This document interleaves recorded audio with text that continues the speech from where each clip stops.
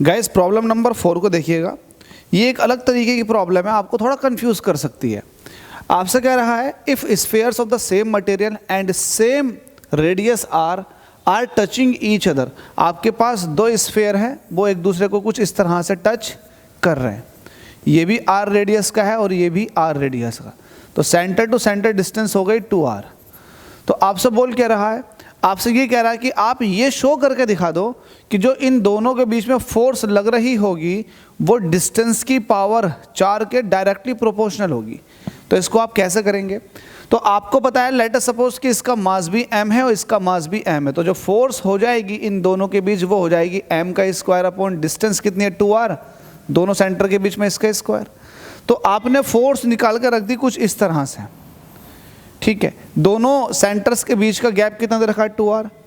अब चूंकि यहाँ पर इसके अंदर स्पेसिफाई किया गया है कि उनका जो मटेरियल है वो सेम है, मटेरियल क्या है सेम है। जब सेम मटेरियल दे रखा होता है और आप ग्रेविटेशनल फोर्स का जिक्र डिस्टेंस के साथ करते हो तो इस मटेरियल वाली टर्म को, मास को जो है ना मटेरियल वाली टर्म में तोड़ दो।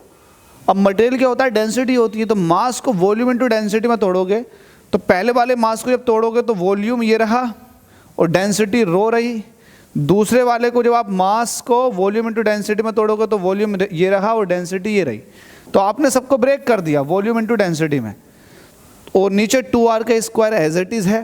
अब आप यहाँ से ये देखेंगे कि यहाँ r की पावर 3 है, यहाँ भी r की पावर 3 है, तो ये हो जाएगा r की पावर 6 और नीचे r की पावर 2 है।